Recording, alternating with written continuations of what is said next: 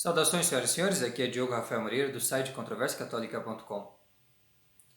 Esta é a nossa 15ª lição do Catecismo da Doutrina Cristã e nela eu falarei sobre o sacramento do matrimônio. Por motivos de força maior, eu vou ter que abreviá-lo um pouco. Acontece que aqui no nosso seminário nós vamos ter, dentro de uns 15 minutos, dentro dos 15 minutos eu já tenho que me preparar para a oração do terço e da sexta. Sexta é uma hora canônica que se reza, pertencente ao ofício divino. Então nós rezamos aqui no seminário, lá por perto da 1 hora, né, nós rezamos esta oração e por isso nós precisamos já ir nos preparando. Então a catequese não vai ser muito prolongada, eu tinha um plano de catequese, mas essa vai ser um pouco mais abreviada. Porém, você pode ver todo o nosso plano de aula abaixo, ou então no nosso site controversiacatólica.com, juntamente com este vídeo, né, vai ter todo o material previsto. Porém, eu vou simplificá-lo. Talvez seja até uma vantagem, né, porque se torna um pouco mais direto ao ponto. Então, algumas coisas são importantes salientar quando se toca no sacramento do matrimônio. Então, a primeira coisa é dizer que o matrimônio é o sacramento que une indissoluvelmente o homem e a mulher, como estão unidos nosso Senhor Jesus Cristo e a Santa Igreja, para que possam gerar e educar a prole e também prestar-se auxílio mútuo. Eles possam se amar e se ajudar entre si. Então, aí nós temos as propriedades do matrimônio. O matrimônio que é, em primeiro lugar, um contrato natural. Um contrato natural que é feito entre os esposos, entre os cônjuges. O matrimônio é, nas suas propriedades, nas suas principais características, posto da seguinte forma por Adão, inspirado por Deus. Adão, quando ainda era muito sábio, ainda estava no paraíso terrestre, e quando viu Eva, então, ele, dentre outras coisas, vai dizer que, falando dos homens em geral, né, e dos homens e das mulheres que se dão em casamento, ele vai dizer que eterunt duo in carne una, e serão dois em uma só carne. No latim, a palavra una aqui tem uma força maior que no português, não quer dizer apenas uma, mas uma só. O latim tem esta força. Por isso, quando dizemos unum Deo, é um só Deus.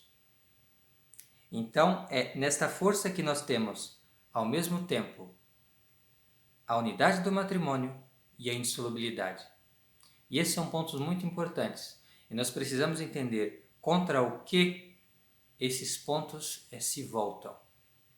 Então, a unidade do matrimônio, ela está contra a poligamia, ou seja, um homem tendo muitas mulheres, e também a poliandria, que é uma mulher tendo muitos homens. Não. Erunt uno, e serão um. Erunt duo, né? Um casal. Serão dois, né? Serão um casal apenas. Não é para ter mais. E nosso Senhor Jesus Cristo vai defender isso, dizendo que no princípio era assim e deixou de ser assim pela dureza do coração dos homens. Deus tolerou isto, mas não é para ser assim. Não é para ser assim. Então, não é para ser poligamia. Não é para ser poliandria. Não. Apenas um casal, um homem e uma mulher. É a unidade do matrimônio. E isso concorre para o bem da prole, porque evita tantos conflitos que sucedem disso aí, o desprezo da mulher, como acontece nos lugares onde isto existe, os países islâmicos, por exemplo, e muitas injustiças. Prejudica não só a relação do casal, mas também a educação das crianças. E, além disso, também se volta contra o divórcio, porque a indissolubilidade, né, diz que, então, eles vão ser duo in carne una. Né? Então, serão dois, mas serão como que uma só carne. Serão uma só carne. Então, não se podem separar mais. Nosso Senhor vai falar, o que Deus uniu, o homem não separe. Então, esta é uma segunda propriedade importantíssima do matrimônio e por isso que a igreja sempre se levantou contra o divórcio. E se levantou com tanta veemência contra o divórcio que ela não hesitou, por exemplo, perder um país inteiro, como a Inglaterra, para defender essa doutrina. Nosso Senhor também a defendeu e a igreja que continua sua missão aqui neste mundo também a defendeu. E nisso, a Igreja Católica está bem contra o mundo moderno e estas seitas protestantes e outras falsas religiões que, pelo contrário, atenuam isso, tentam desdizer Nosso Senhor e desdizer aquilo que era desde o princípio. Então, esse é um ponto importante, é o que nós tratamos até aqui. Então, o matrimônio ele é, em primeiro lugar, um contrato natural, ou então um consentimento mútuo entre um homem e uma mulher de sexos diferentes para viver unidos, né? Ambos viver unidos para a criação, aqui os fins do matrimônio, para a criação dos filhos, a educação, uma educação cristã, que seria o bonum prolis, para o bem da prole, também para a fidelidade, para o auxílio mútuo, para que possam carregar o jugo comum, é daí que vem a palavra conjúgio, hoje nós temos a palavra conjugal, né, de jugo comum, cum, yugo, né, vem disso aí. Então, este é o bonum fidei, né, o bem da fidelidade, e depois nós temos, e isto aqui foi instituído por Nosso Senhor mesmo, e por isso que o matrimônio é um sacramento, tem também o bonum sacramenti, isto é, o matrimônio ele também tem um bem do sacramento. Nosso Senhor Jesus Cristo elevou esse contrato natural que havia desde o princípio à dignidade de sacramento. Então, agora, quando o cristão se une em matrimônio, o que acontece é que ele recebe graças especiais, graça sacramental para poder cumprir todos os seus deveres. E ele vai cumprir esses seus deveres não só para o benefício de si, mas para o benefício da Santa Igreja, de forma geral, porque ele vai gerar cristãos. Ele não gera simplesmente filhos para o mundo, mas ele gera filhos para Deus, né, e para a Igreja. Então, essa é a grande maravilha do matrimônio, que ele gera cristãos, né, como sacramento. E o pai e a mãe recebem todas as graças para poderem fazer isso. Também recebem todas as graças para poderem conviver santamente. E também, por ser, né, um sacramento, também já oferece um aumento na graça santificante. Mas preste atenção, o sacramento do matrimônio ele tem condições para ser bem recebido. Você precisa ter certas disposições. Dentre essas disposições, principalmente nós temos que é preciso receber na graça de Deus, porque o matrimônio é um sacramento dos vivos. Então é preciso confessar-se bem, fazer até uma confissão geral, se possível, para poder receber dignamente esse sacramento, recebê-lo com fruto. Além disso, também é preciso ter conhecimento da fé, pelo menos os principais artigos da fé, e sobretudo no que toca à doutrina do matrimônio. Então é preciso saber que a natureza do matrimônio, é preciso saber o valor do matrimônio, os seus frutos, isso é muito importante. Então, isso que nós falamos até aqui é preciso estar bem claro para quem quer se casar. E também é preciso se submeter às leis da igreja no tocante ao tempo, o lugar da celebração, tocante aos documentos que precisa apresentar. Isso também é bastante importante, essa docilidade para com a igreja de Deus. E por fim, é necessário estar seguro de que não há nenhum impedimento, né? E se houver algum impedimento que possa ser dispensado, então procurar a dispensa desse impedimento. Esse assunto dos impedimentos que existem para a validade ou a legitimidade do matrimônio é bastante importante. E é suficiente aqui dizer que deve se submeter ao julgamento da igreja sempre. Então, as questões relacionadas ao matrimônio estão sob o domínio da igreja e é preciso submeter as autoridades da igreja com relação a isso, a saber o que é válido, o que é legítimo. Agora, é sabido que pelo menos 3 coisas são importantes, né? Para falar de uma forma bem sumária.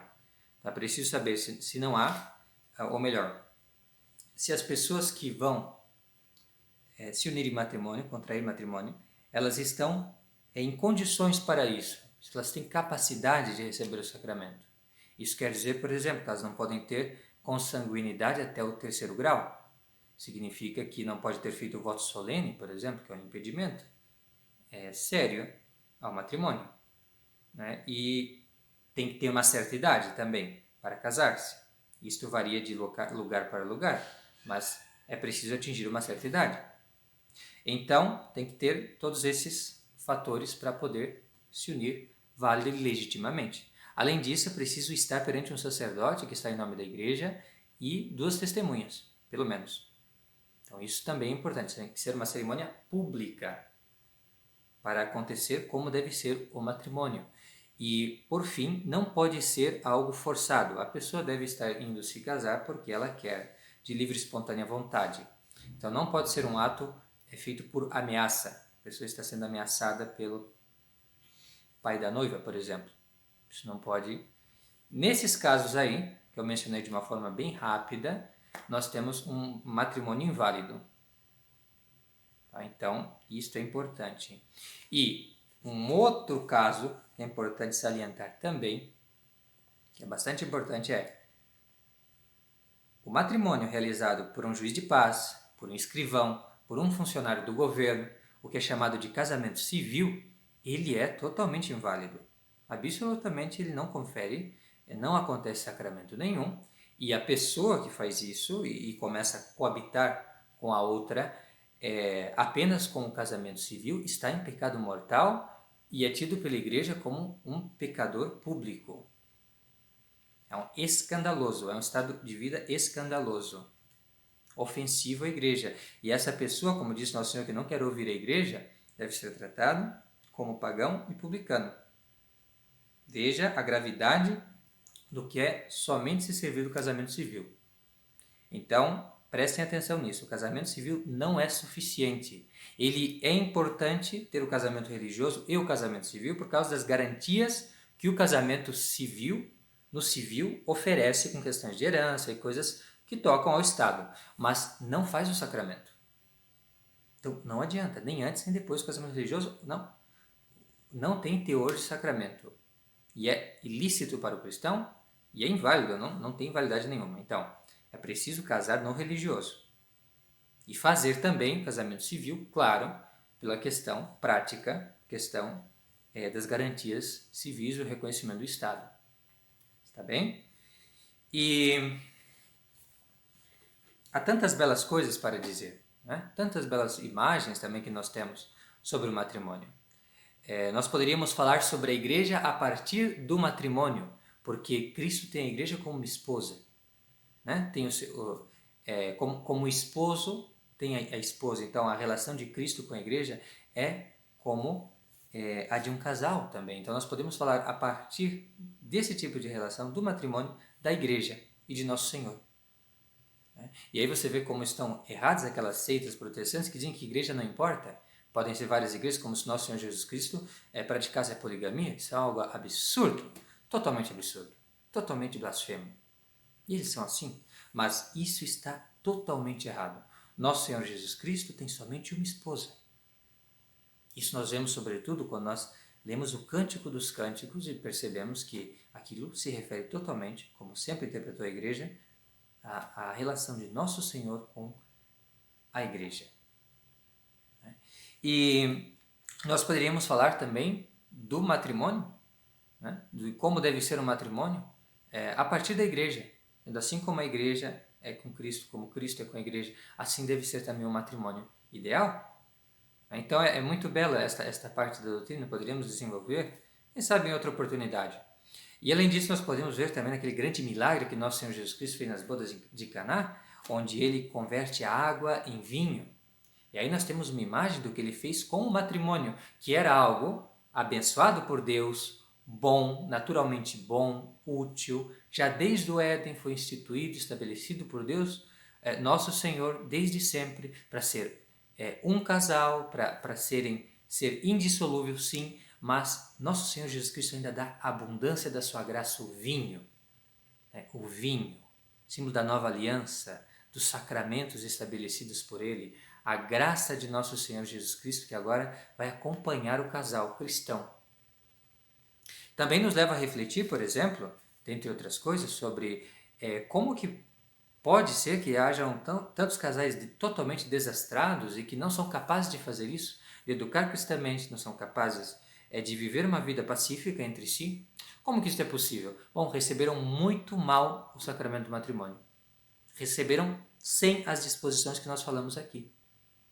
É isto, esta é a explicação. A explicação por que não acontecem estas coisas é porque há incredulidade, há falta de preparação, há pecado, e esta é a razão. Então, se você tem um matrimônio ruim, atribua a sua falta e a falta do seu esposo.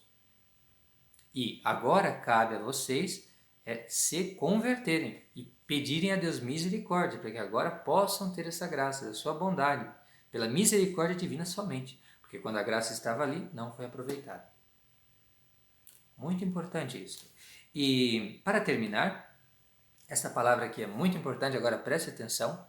Para terminar, é preciso dizer que se alguém perguntasse o que é melhor, o matrimônio ou então a vida na virgindade, no celibato, a vida totalmente consagrada a Deus nosso Senhor, o que é melhor?